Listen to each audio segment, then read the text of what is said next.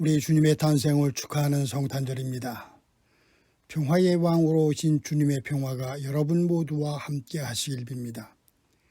힘겹고 어려운 시절이지만 오늘만큼은 인생의 무거운 짐과 우울함, 부정적인 생각을 잠시 내려놓고 한껏 기뻐할 수 있기를 빕니다. 마틴 루터 킹 목사는 1967년에 남부 기독교 지도자 컨퍼런스에서 우리는 여기서 어디로 가고 있는가라는 제목의 설교를 했습니다. 이 설교에서 킹 목사는 우리의 날들이 절망의 구름에 뒤덮여 황량할 때, 우리의 밤이 수천의 한밤중보다 더 어두워질 때, 이 우주에는 거대한 악의 산을 낮추는 창조적인 힘이 작동하고 있음을 기억합시다. 그 힘은 막다른 곳에서 새로운 길을 내고 어두운 어제를 밝은 내일로 변화시킵니다. 도덕적 우주의 혀는 길지만 그것이 정의의 방향으로 구부러져 있음을 자각합시다 라고 설교했습니다. 킹은 이 설교에서 하나님은 조롱받으실 분이 아니라며 우리는 승리했다, 마음 깊은 곳에서 나는 우리가 승리할 것을 믿는다고 말했습니다. 마찬가지로 주님의 오심은 절망과 어두움의 최종적인 결과가 아니라는 사실을 일깨워줍니다. 2000년 전 유다 근동의 상황은 힘겨웠습니다. 당시 유다는 로마 황제 아우구스투스의 통치 아래 있었습니다. 또 시리아 총독인 구리노가 통치했습니다. 아우구스투스는 폭력을 기반으로 왕국을 통치했습니다. 아우구스투스는 자신의 통치에 저항하는 세력은 무자비하게 억압했습니다. 또 아우구스투스는 식민지를 효과적으로 수탈하기 위해 식민지 백성을 비롯한 왕국의 모든 백성들이 호적을 등록하도록 명령했습니다. 주님은 이렇듯 폭력이 난무하는 시기에 평화의 왕으로 오신 것입니다. 그런데 문제는 오늘의 세계도 그때와 다르지 않아 보인다는 점입니다. 전염병이 지금 세계를 위협하고 있습니다. 그런데 재난이 닥치면 국가나 집단 또 개인은 힘의 크기에 따라 고통의 크기도 달라집니다. 재난 시기에 늘 그렇듯이 전염병이 창궐하고 있는 지금 힘이 약한 국가와 집단 그리고 개인들이 겪는 고통은 참혹합니다.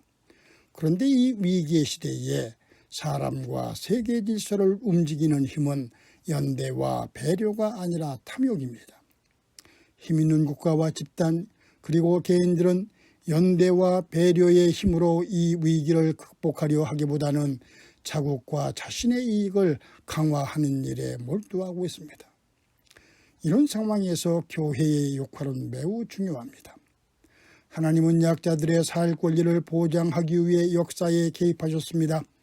따라서 교회는 지구적인 재난 속에서도 탐욕의 의지에서 자신의 이익을 키우려는 세태에 문제를 제기해야 합니다.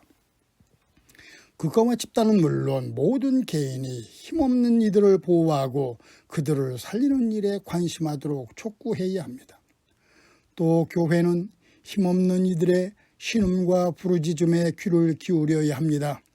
교회의 시선은 재난 가운데서 신음하는 힘없는 이웃들에게 두어야 합니다. 교회는 발걸음을 더 낮은 곳으로 돌려야 합니다.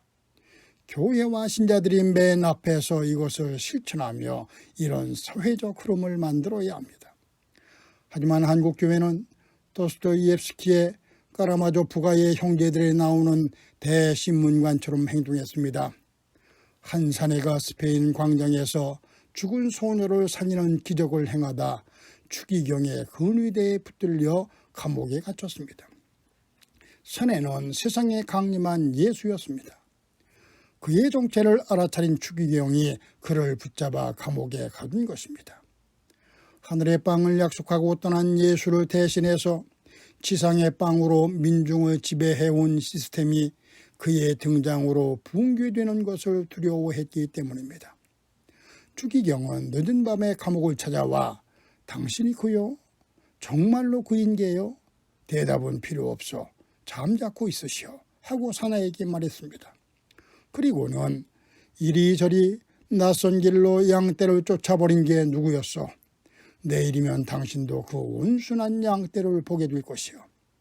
내가 손 한 번만 들어보여도 앞다퉈 달려나와 당신을 불태울 장작더미에 시뻘건 탄덩어리를 던져 넣을 테니까 이건 순전히 우리를 방해하러 온 당신의 책임이요 하고 말했습니다. 마찬가지로 한국교회는 지금 약자들의 살 권리를 보장하기 위해 역사에 개입하시는 하나님을 외면하고 있습니다.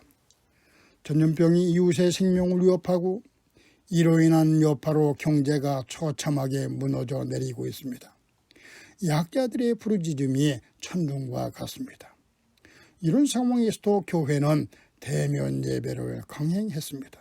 그리고 결국 교회는 코로나19 확진의 진원지로 전락하고 말았습니다. 또 세상의 조롱거리로 전락했습니다. 뿐만 아니라 양의 탈을 쓴 이리처럼 신앙의 탈을 쓰고 증오와 혐오 그리고 차별에 앞장섰습니다. 주님은 바로 이런 현실 가운데 오셨습니다. 오늘 본문에 의하면 요셉이 마리아와 함께 호적을 등록하러 베들레헴으로 가던 길에 해산날이 다가왔습니다. 하지만 아무도 그들을 위해서 빈 방을 마련해 준 사람은 없었습니다.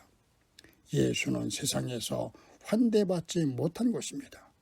결국 아기 예수는 마구간에서 태어났습니다.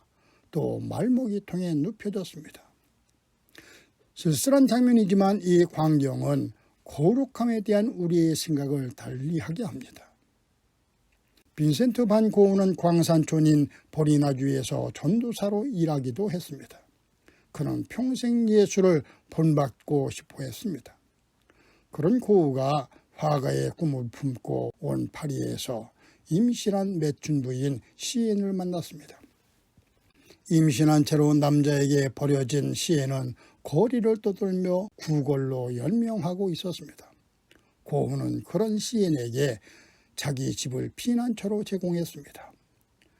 많은 사람들이 맺춘부와의 동거에 대해서 우려했습니다.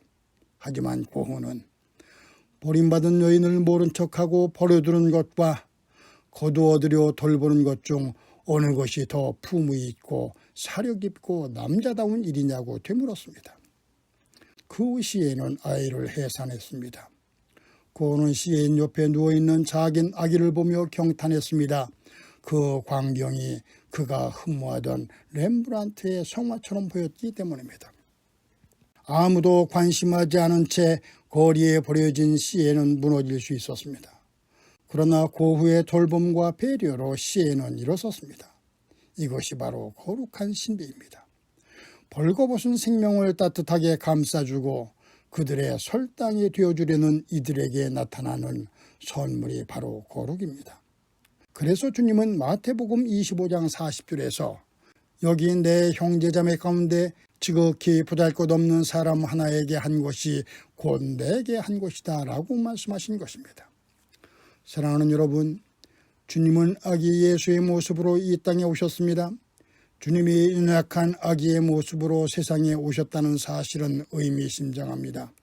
작고 여린 생명에게는 돌봄의 손길이 필요합니다. 또 연약한 생명을 귀히 여기고 돌볼 때 우리는 순수성을 회복하게 됩니다. 세상은 우리에게 약한 모습을 다른 사람에게 보이지 말라고 말합니다. 냉혹한 세상은 우리의 약함을 공격할 것이기 때문입니다. 그러나 신자는 자신의 약함을 시인하고 누군가의 도움이 필요하다는 사실을 인정해야 합니다. 이것을 두려워해서는 안 됩니다. 또 우리는 기억해야 합니다. 연약한 이들이 우리 속에 있는 선함을 이끌어냅니다. 주님의 오심을 기뻐하는 우리가 우리 가운데 있는 연약한 이웃, 우리 사회의 그늘진 땅에 머물고 있는 이웃들의 좋은 이웃이 되어야 합니다. 우리가 오늘 주님의 오심을 기뻐한다면 노숙자들, 실직자들, 방황하는 청년들, 가난한 이웃들, 난민이 되어 세상을 떠도는 이웃들의 손을 잡아주어야 합니다. 그들의 시린 마음을 이해하고 그들 곁에 한 걸음 다가서야 합니다. 그렇게 할 때 주님이 우리에게 가까이 다가오실 것이기 때문입니다. 사랑하는 여러분, 주님을 외롭게 하지 마십시오. 이를 위해 여러분의 시선과 손, 발걸음과 마음을 힘겨운 이웃들에게 내미십시오. 그리할 때 주님의 평화가 여러분과 함께할 것입니다. 아멘.